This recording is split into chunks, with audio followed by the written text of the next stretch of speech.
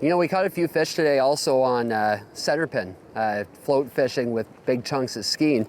And you know what? One thing that I really like about the center pin is the fact that you can really control your line in the drift. Not to mention let your float go way downriver and still keep tight to it. As soon as your float drops, there's no drag. All you gotta do, put your hand down on the reel here, set the hook. You could do that in a split second. Whereas a spinning reel, for example, it would take you more than a split second to close the bail and fumble with the line. And so I'll show you get loops on a spinning reel. You get loops that come off the line.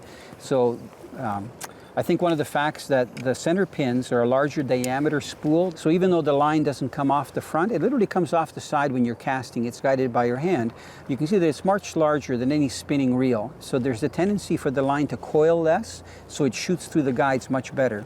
I think that what I like about it is the challenge. When you get a fish on, it's mano a mano. You know, you don't have a drag, you don't have a high gear ratio. 1-to-1 gear ratio in your hand. So it better be in good shape, your sensitivity, you know. You don't want to clamp down on the reel to lock it because the fish can break you off.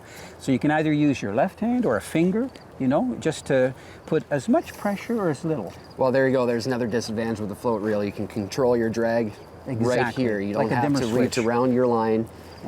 To play with your... And also, most float reels have really good line capacity. Whether you're fishing for steelhead and you're going with light line, where if you hook a big fish like a 15 to 20 pound steelhead, you want to have at least a couple of 100 yards of 8-pound test or 6, or for these Chinooks, you can put heavier line on. So there's the skeened eggs that we're talking about that we were using. So these drift outfits are designed to really be fished with a float. You can bottom bounce, you can even use artificial lures, but really it's a float drifting rig.